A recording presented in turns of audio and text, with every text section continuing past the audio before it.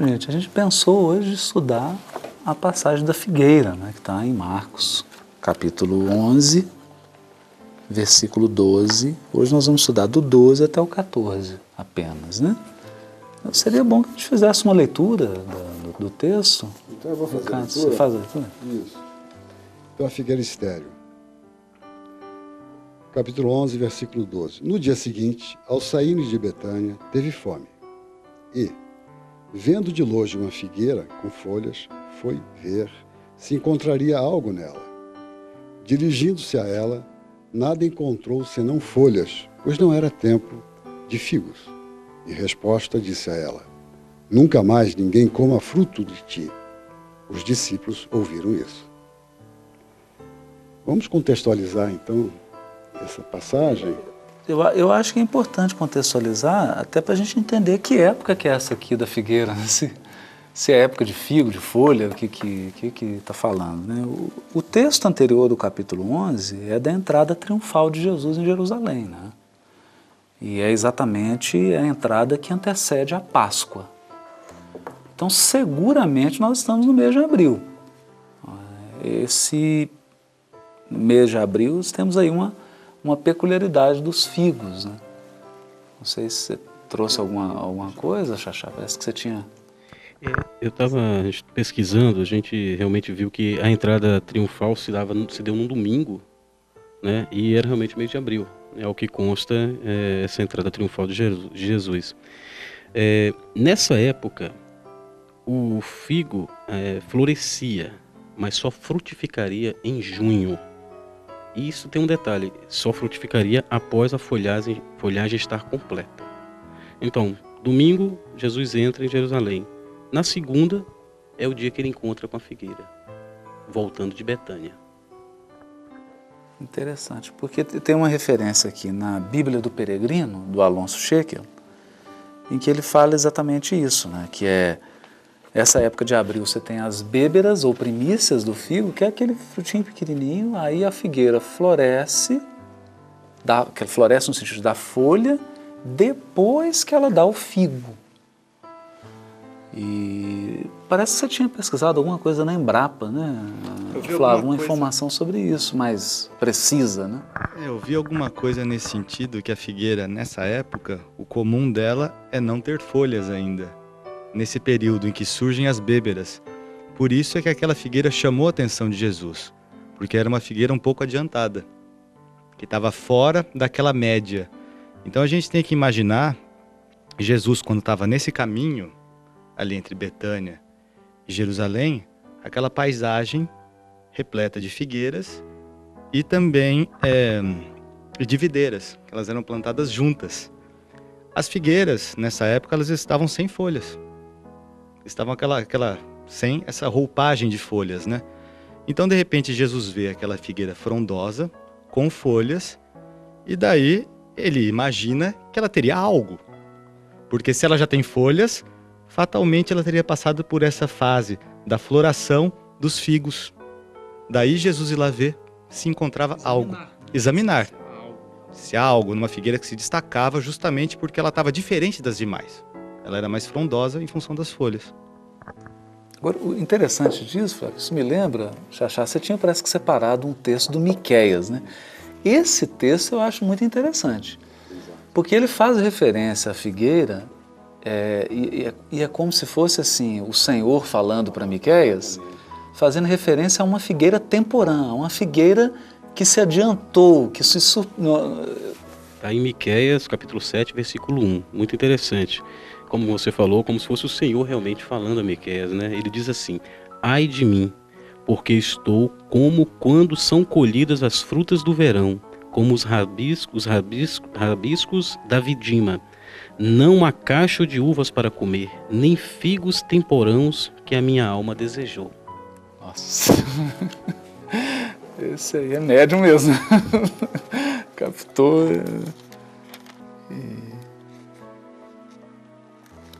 E sobre a questão do procurar algo aí, da fome, né? Alguém quer falar alguma coisa sobre isso?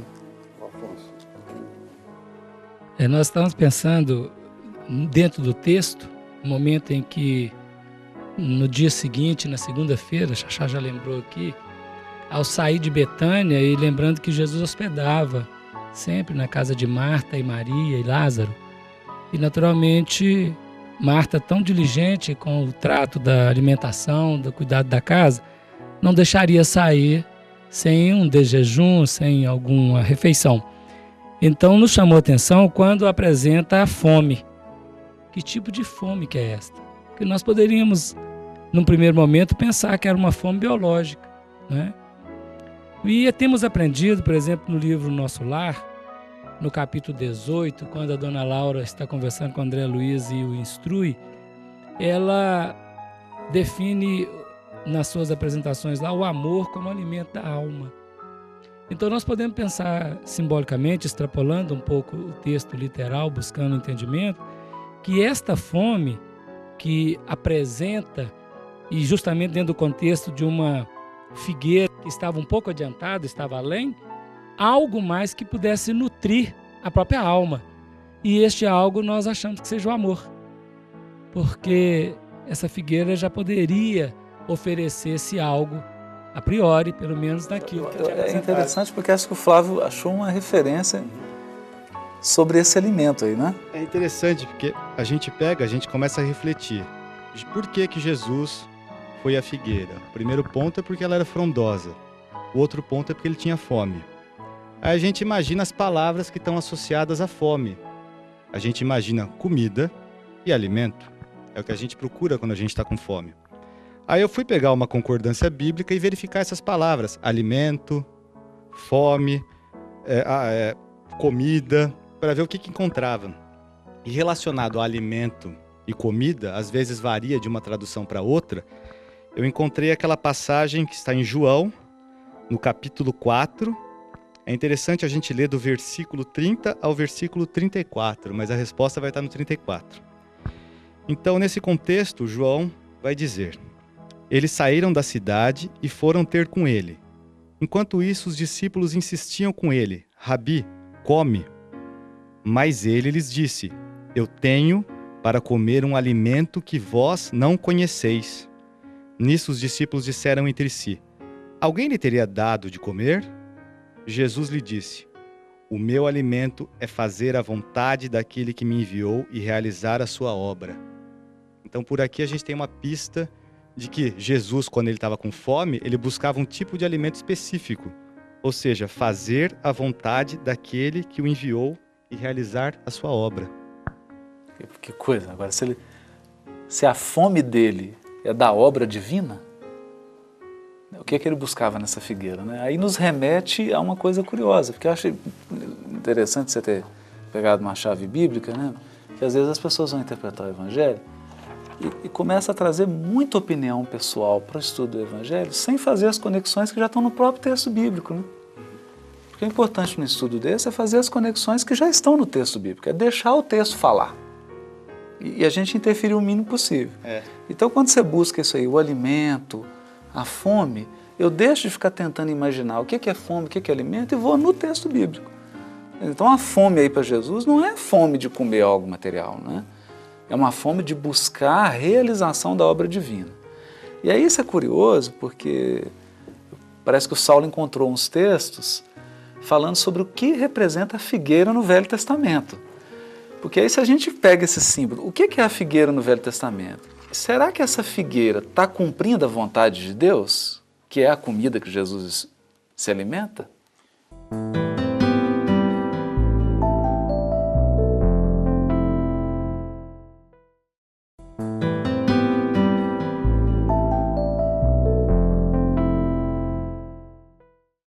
E é interessante, né?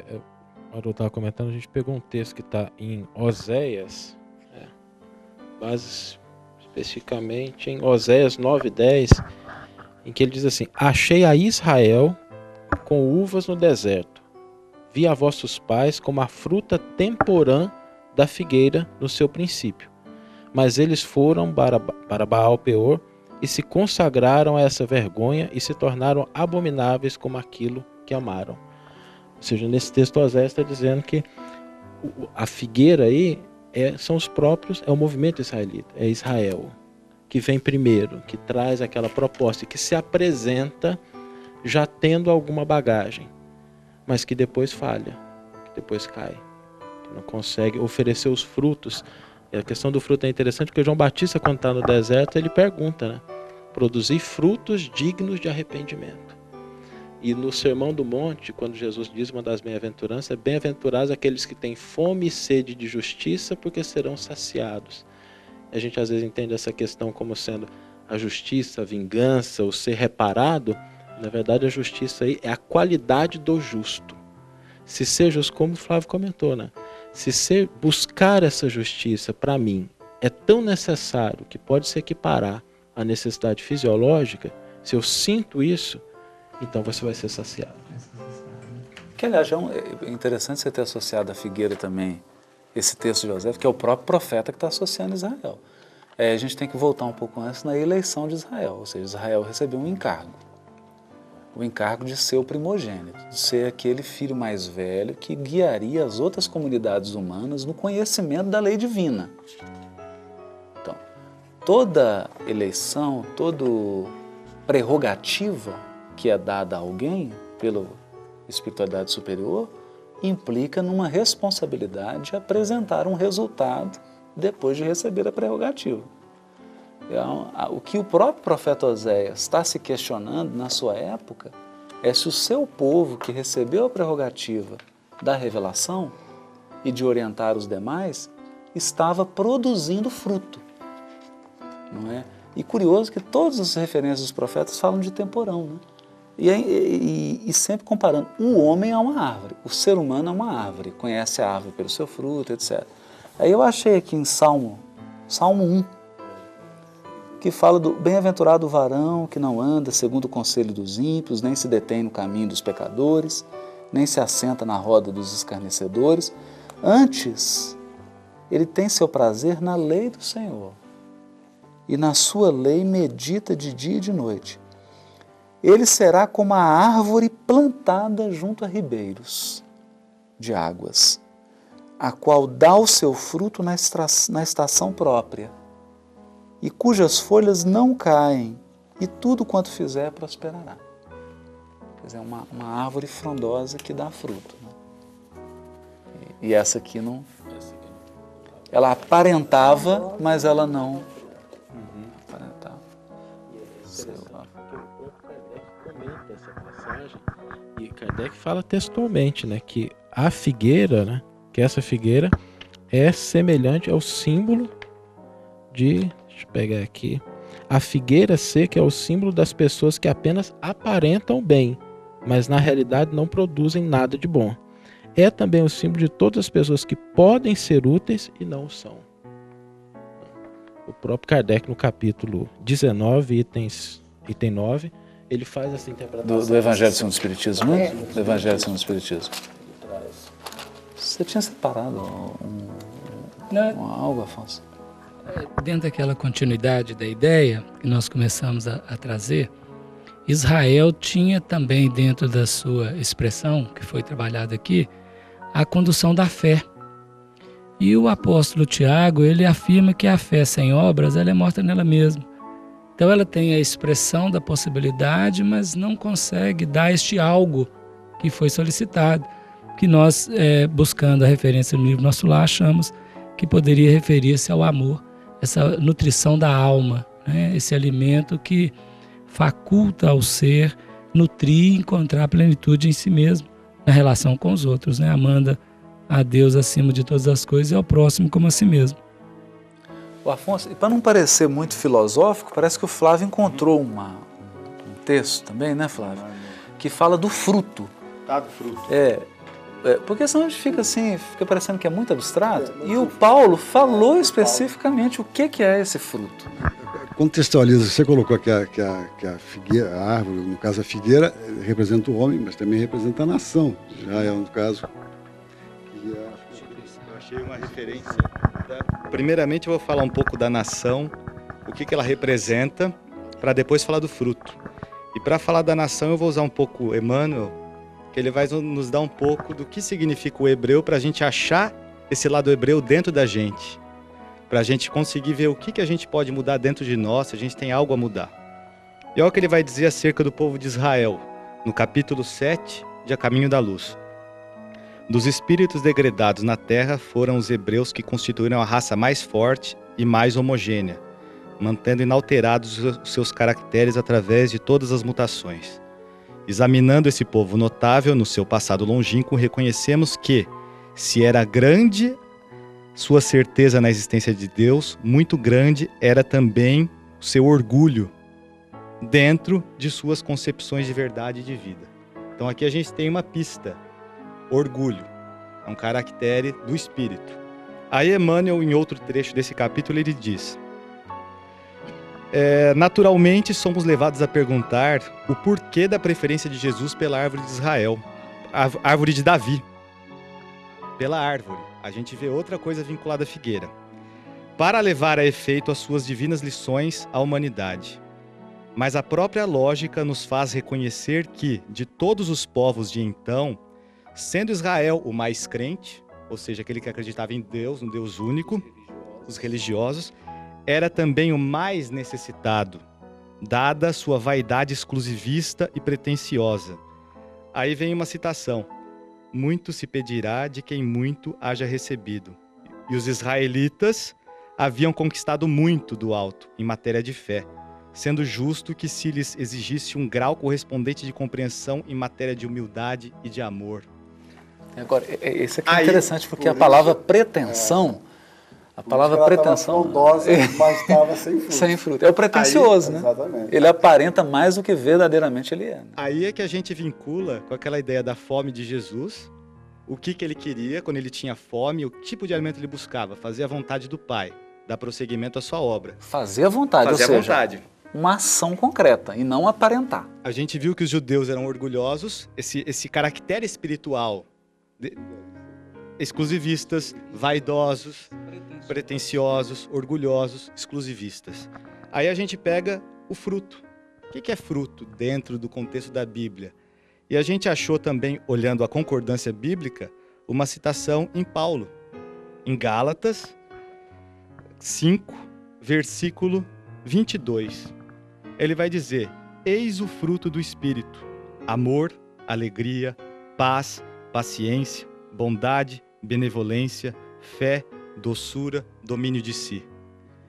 Virtudes que vão exatamente trabalhar essa questão do orgulho, do egoísmo, da vaidade, da pretensão, do exclusivismo. E o interessante, Flávio, é porque ele usa fruto no singular e obras da carne no plural. Pois é. Porque quando ele fala das deficiências, ele fala de obras da carne. Tá aqui. São resultados Dá até pra gente ler. do instinto corporal, do instinto material, do nosso lado animal. E quando ele fala do espírito, dá a ideia de unidade. Sim. Né? O fruto do espírito, dando a entender dessa unicidade de Deus e que quando o espírito se conecta a Deus, essa relação de unidade faz com que ele produza todas essas virtudes, mas que se unificam numa coisa só, né? Pois é. É interessante a gente ver essa questão das obras da carne, a frase como aparece. Você lê? As obras da carne são bem conhecidas. Libertinagem, impureza, devassidão, magia, ódios, discórdia, ciúme, cólera, rivalidades, dissensões, facções, inveja, bebedeiras, orgias e outras coisas semelhantes. Os autores dessas coisas, eu vos previno, como já disse, não herdarão o reino de Deus. E Jesus não veio trazer a notícia do reino de Deus? Não era essa a vontade do Pai e a obra que ele veio dar prosseguimento? O que eu acho interessante nesse tipo de estudo, muito bacana, é quando a gente vai pegar Emmanuel, e Emmanuel estuda, por exemplo, quando vai falar de frutos, ele tem algumas, no mínimo 5 passagens nos livros dele, que estudam o Evangelho, como Pão Nosso, Vinhas de Luz, né, que tratam especificamente desse assunto. Ele vai estudar uma passagem de Paulo e ele coloca o fruto no meio. Ele explica um pouco nessa linha do que o Flávio trouxe pra gente, né? Por exemplo, a disciplina é educação, a escola é cultura, o esforço e a obra são flores e frutos na árvore da vida. Todavia, O amor é a raiz eterna, fazendo aquelas analogia com a árvore. Ele vem falar de frutos também no livro Fonte Viva, no seu capítulo 18, quando ele vai falar do nem só de pão vive o homem. Ele estuda uma outra passagem e lá ele também comenta, ele fala assim, não apenas flores, mas também frutos. Aí ele começa a associar, não somente ensino continuado, mas igualmente demonstração ativa, para que a gente saia simplesmente da folhagem. Exatamente.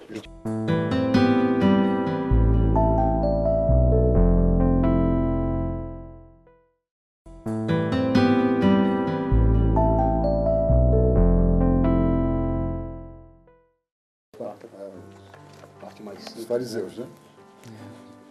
Porque também, assim, eu não sei o que vocês refletem sobre isso, né? Tem um processo natural, né? Quer dizer, você não chega no figo sem passar pela bêbara e sem passar pela folhagem. Então, não é que a gente está desmerecendo a folhagem. Não é isso, né?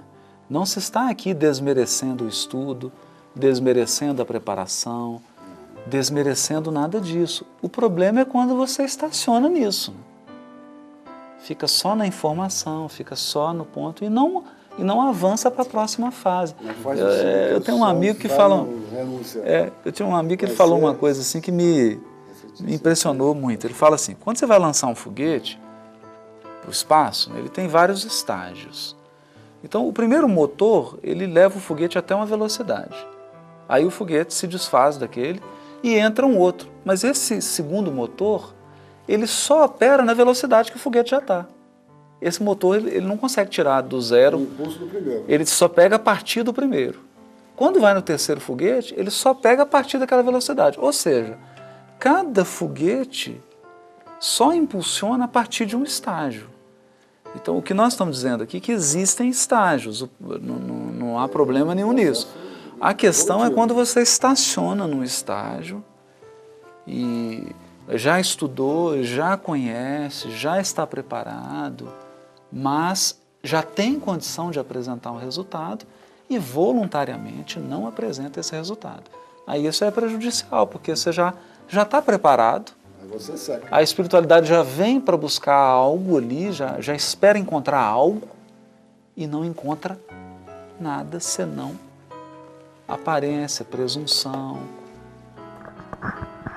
Quanto a isso, a gente pode lembrar que Jesus deixou bem claro. Ele disse o que ele podia dizer naquele momento para que o povo entendesse. Como ele não podia dizer tudo, ele ia enviar um consolador. Queria esclarecer aquilo que naquele momento ele não poderia dizer. Então, acho que fica bem claro. Tudo tem a sua hora. Então, é dado aquilo que naquele estágio a criatura, o espírito, tem o poder de compreender e de entender. E voltando assim ao povo de Israel, porque nós comentamos muito, no livro O Consolador é perguntado a Emmanuel por que razão a palavra dos profetas parece dirigida invariavelmente ao povo de Israel. É uma pergunta que muita gente faz, porque tudo aconteceu lá. Parece que é personalista, né? Exato. E aí Emmanuel responde, em todos os textos das profecias, Israel deve ser considerada como o símbolo de toda a humanidade terrestre, sob a égide sacrossanta do Cristo. Então, personifica a todos nós. É tão interessante isso que você falou, porque na passagem deixa claro, né? Jesus vem ao encontro da figueira. E quando é que Jesus vem ao nosso encontro? Porque a gente pode ficar assim, né? Está distante de mim. Mas o Cristo está indo ao nosso encontro todo dia. E o Emmanuel tem uma frase no Ceifa de Luz que ele diz o seguinte: guarda em todas as fases do caminho a caridade que identifica a presença do Senhor nos caminhos alheios, respeitando-lhes a configuração com que se apresenta. Então Jesus acorre a nós através do outro. É quando o outro chega até a gente e que ele pede frutos de paciência, de compreensão, de apoio, é que naquele momento nós estamos inseridos nessa passagem para saber se a gente tem de fato os frutos que podem saciar a fome do próximo ou se a gente está só coberto de folhas. E já que nosso tempo parece que não, né? Mas já está se esgotando. Mas deixa eu só dar uma... Ele falou da solidariedade.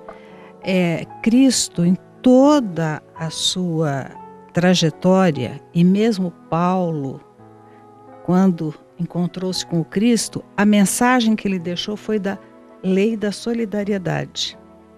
Sem o outro, nós não conseguiremos caminhar na nossa trajetória evolutiva.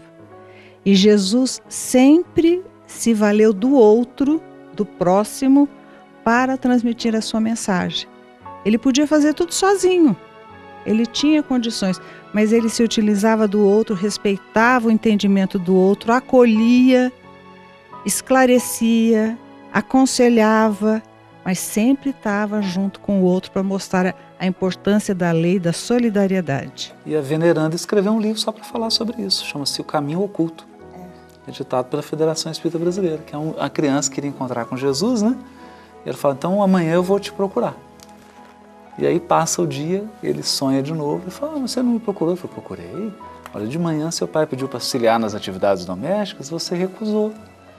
Depois eu vim até você. Então ele vai citando uma série de situações cotidianas e que a criança, era a oportunidade dela apresentar o fruto e ela não apresentou. Porque às vezes a gente acha que tem que fazer algo espetacular e grandioso, né? E na verdade é esse fruto. Mas o nosso tempo... Então eu faço uma releitura do que foi lido, né? Em função de todas essas pesquisas. Que eu fiquei assim, bastante impressionado, né, com esse nosso estudo. A gente viu assim, que uma chave bíblica, o apoio das obras espíritas, um pouquinho de paciência para pesquisar as palavras, não ser apressado em já lançar opinião sobre a passagem, não é? A gente tem que entrar assim com a disposição de escutar e não de falar, deixar o texto bíblico iluminando, né? A gente foi pegando um profeta, um dicionário bíblico, uma outra referência, uma mensagem do Emmanuel, uma mensagem da codificação, e o texto se abriu para a gente, e a gente tem a sensação aqui de que passamos quase meia hora estudando a passagem, e a sensação de que a gente mal começou a estudar. Quer dizer, e isso é que é o gostoso da reunião do estudo sistematizado do Evangelho, porque dá vontade de continuar, dá vontade de fazer, né? E é o que a gente espera, que as pessoas se sintam inspiradas, não é? Não se requer nenhuma inteligência acima da média, né? O que se requer aqui é humildade, paciência, espírito de buscar, de pesquisar nas obras, né, que estão aqui, né? Porque as coisas também não caem no céu de mão beijada, né? A gente precisa ter esse esforço, mas é muito prazeroso, né? Como que a passagem se ilumina, como que ela cresce, né? E para encerrar, uma coisinha que a gente esqueceu de falar, né? Ele seca a figueira e depois ele purifica o templo. São duas chamadas ações simbólicas, né? Porque tinha uma forma no Velho Testamento de contar a parábola. Uma era contando a parábola e a outra era encenando. Então nós temos em Jeremias, em Isaías, esse tipo de encenação, né? Jeremias chega, quebra um vaso no meio da praça, né? Uma das formas de contar a parábola é encenar, como é o caso aqui. Jesus chega na figueira, procura e seca. É também uma parábola, uma maneira de contar a parábola chamada ação simbólica, para a gente não interpretar isso ao pé da letra, né? Jesus secou a plantinha. Né, tá? Até porque as pessoas, tirar o espírito da letra. Gravam a mensagem. Gravam a mensagem. E aí a gente tira o espírito da letra, porque se ficar só com a letra, vai ficar examinando aqui, Jesus não tinha piedade das plantas, bateu nos cambistas do templo, e aí começa a exceder-se na interpretação. Enfim, that's all.